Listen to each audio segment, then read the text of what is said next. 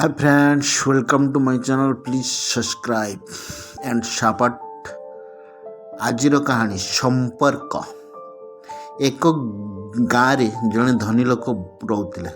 ତାଙ୍କର ବହୁତ ଧନ ସମ୍ପତ୍ତି ଥିଲା। ନିକଟସ୍ଥ ଅନେକ ଗାଁରେ ତାଙ୍କର ଏକ ବଡ଼ ନାଁ ଥିଲା। କିନ୍ତୁ ସେହି ଧନୀ ଲୋକ ତାଙ୍କ ଟଙ୍କା, ସ୍ଥିତି ଏବଂ ନାମ ପାଇଁ ବହୁତ ଗର୍ବ କରୁଥିଲେ। ସେ ନିଜ ନାମ ବଞ୍ଚେଇ ରଖିବା ବିଷୟରେ ଅଧିକ ଚିନ୍ତା କରୁଥିଲେ ଏବଂ କାହାର ଭାବନାକୁ ଧ୍ୟାନ ନ ଦେଇ ସେ ଯାହା କରିବା ଉଚିତ ଭାବୁଥିଲେ ସେ ତାହା କରୁଥିଲେ। ବହୁତ ବର୍ଷ ପରେ ତାଙ୍କର ଏକ ସନ୍ତାନ ହେଲା।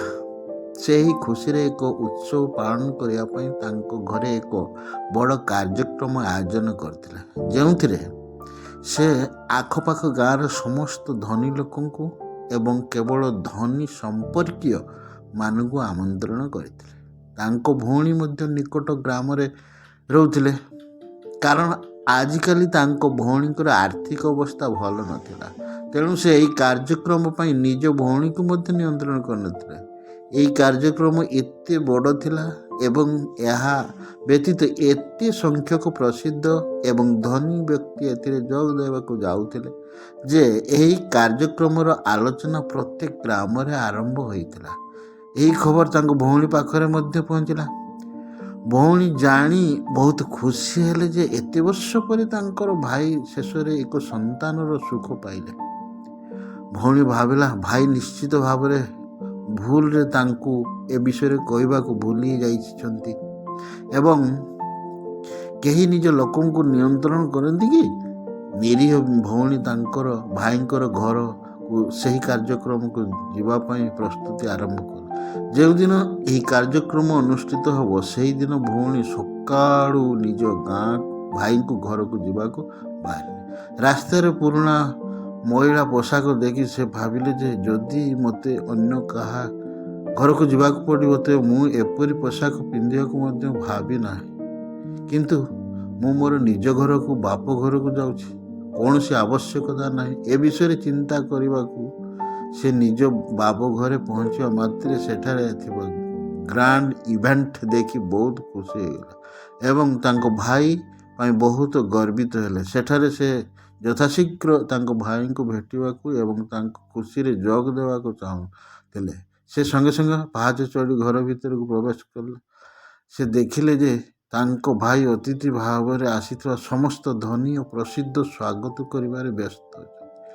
ଭଉଣୀ ତାଙ୍କୁ ଭେଟିବା ପାଇଁ ତାଙ୍କ ଭାଇ ପାଖକୁ ଯିବା ମାତ୍ରେ ତାଙ୍କ ଭାଇଙ୍କ ଆଖି ତାଙ୍କ ଉପରେ ପଡ଼ିଗଲା ଏବଂ ଭଉଣୀକୁ ଏପରି ଅପରିଷ୍କାର ପୁରୁଣା ପୋଷାକରେ ଦେଖି ଭାଇ ତାଙ୍କୁ ଭେଟିବା ପରିବର୍ତ୍ତେ ବାହାନା କରି ସେଠାରୁ ଚାଲିଗଲେ। ଭଉଣୀ ଭାବିଲା, ଗରିବ ଏକୁଟିଆ ଭାଇ ଏତେ ଲୋକଙ୍କ ମଧ୍ୟରେ କ'ଣ କରିବା ଉଚିତ? ସେ ନିଶ୍ଚୟ କିଛି କାମ ମନେ ରଖିଥିବେ, ସେଥିପାଇଁ ସେ ନିଶ୍ଚୟ ବ୍ୟସ୍ତ ଥିବେ। ପରେ ଭଉଣୀ ତାଙ୍କ ବୋହୂକୁ ଭେଟିବାକୁ ଯାଇଥିଲେ। ବୋହୂ ତାଙ୍କୁ ସ୍ୱାଗତ କରି ଖାଦ୍ୟ ଖାଇବାକୁ ଅନୁରୋଧ କରିଥିଲେ। ଭଉଣୀ ଠିକ୍ ଭାବିଲା, ପ୍ରଥମେ ମୁଁ ଖାଦ୍ୟ ଖାଇବି, ତାପରେ ମୁଁ ମୋ ଭାଇକୁ ଆରାମରେ ଭେଟିବି। ଭଉଣୀ ଖାଦ୍ୟ ଖାଇବା ପାଇଁ ଧାଡ଼ିରେ ବସିଥିଲେ। ଭାଇ ତାଙ୍କର ଗରିବ ଭଉଣୀକୁ ତାଙ୍କର ସମସ୍ତ ଧନୀ ଅତିଥିମାନଙ୍କ ମଧ୍ୟରେ ବସିଥିବାର ଦେଖିଲେ। ତାଙ୍କୁ ଭଉଣୀକୁ ପୁରୁଣା ସୁନ୍ଦର ପୋଷାକ ପିନ୍ଧିଥିବାର ଦେଖିପାରିଲେ ନାହିଁ। ଦାମୀ ପୋଷାକ ପିନ୍ଧିଥିବା ସମସ୍ତ ଲୋକଙ୍କ ମଧ୍ୟରେ ବସିଥିଲେ। ସେ ତାଙ୍କ ଭଉଣୀକୁ ଡାକିଲେ, ବହୁତ ଶୁଣାଇଥିଲେ ଏବଂ ସେଠାରୁ ଚାଲିଯିବାକୁ କହିଥିଲେ। ଭଉଣୀ ତାଙ୍କ ସ୍ୱପ୍ନରେ ମଧ୍ୟ ଭାବିନଥିଲେ ଯେ ତାଙ୍କୁ କେବେ ଏପରି ବ୍ୟବହାର କରାଯାଇପାରିବ ଏବଂ ସିଏ ବି ପୁଣି ନିଜ ବାପ ଘରେ। ଅପମାନିତ ହେବା ପରେ ଭଉଣୀ ତୁରନ୍ତ ତାଙ୍କ ଶାଶୁ ଘରକୁ ଚାଲିଗଲେ।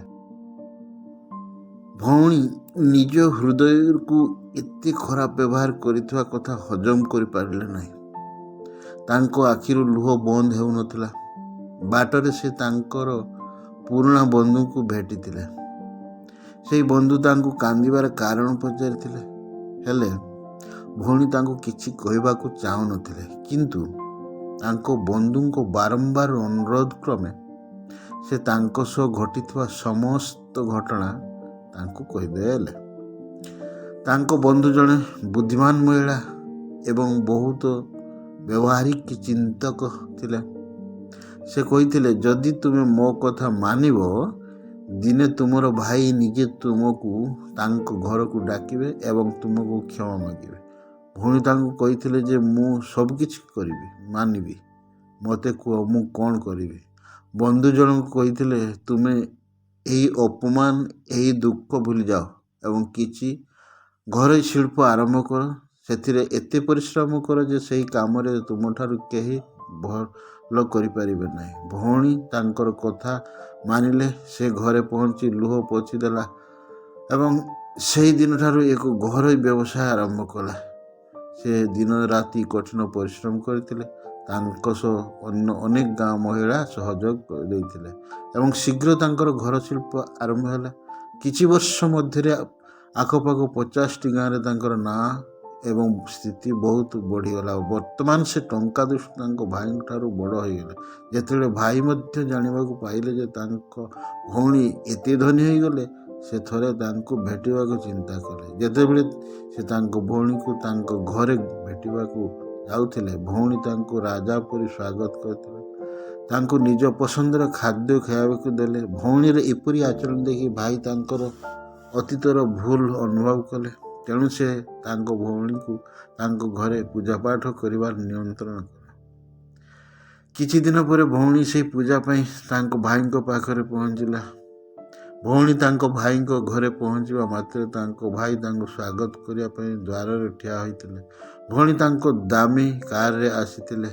ସେ ବହୁତ ଦାମୀ ଶାଢ଼ୀ ଏବଂ ଅଧିକ ଦାମୀ ଅଳଙ୍କାର ପିନ୍ଧିଥିଲେ। କେବଳ ଭାଇ ନୁହେଁ, ସମଗ୍ର ଗାଁ ଭଉଣୀର ଏପରି ମହାନତା ଦେଖି ଆଶ୍ଚର୍ଯ୍ୟ ହୋଇଗଲେ।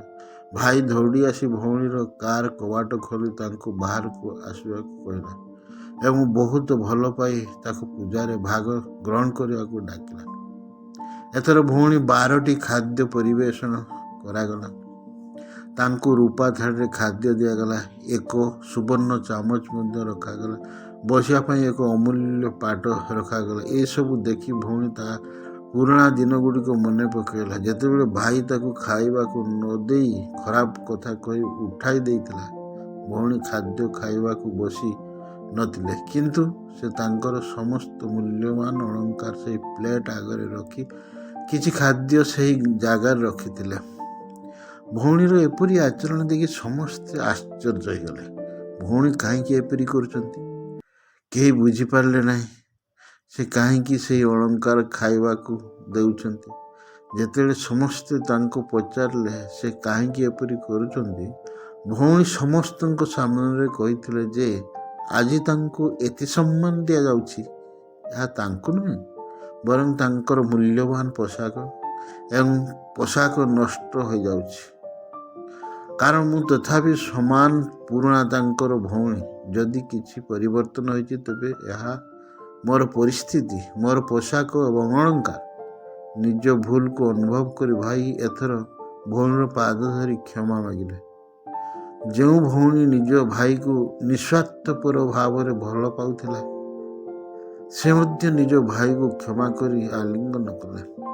ବନ୍ଧୁଗଣ, ଅର୍ଥ କେବଳ ଆମ ଜୀବନକୁ ସହଜ କରିବା ପାଇଁ। ଯେତେବେଳେ ସମ୍ପର୍କ ଗୁଡ଼ିକ ଜୀବନରେ ଆଶୀର୍ବାଦ ସଦୃଶ, ଯଦି ସେମାନଙ୍କୁ ପ୍ରକୃତ ହୃଦୟ ଏବଂ ନିଃସ୍ୱାର୍ଥପର ବ୍ୟବହାର କରାଯାଏ। ଯଦି ଟଙ୍କା ଖର୍ଚ୍ଚ ହୁଏ, ତେବେ ତୁମେ ପରେ ମଧ୍ୟ ରୋଜଗାର କରିପାରିବ, କିନ୍ତୁ ଯଦି ସମ୍ପର୍କ ଭାଙ୍ଗିଯାଏ, ତେବେ ଦୁନିଆର ସମସ୍ତ ଟଙ୍କା ମଧ୍ୟ ତୁମକୁ ଫେରାଇ ଆଣିପାରିବ ନାହିଁ। ବନ୍ଧୁଗଣ, ଏହିପରି ସୁନ୍ଦର ସୁନ୍ଦର କାହାଣୀ ଶୁଣିବାକୁ ଚାହୁଁଥାନ୍ତି, please subscribe my channel. Subscribe କରନ୍ତୁ।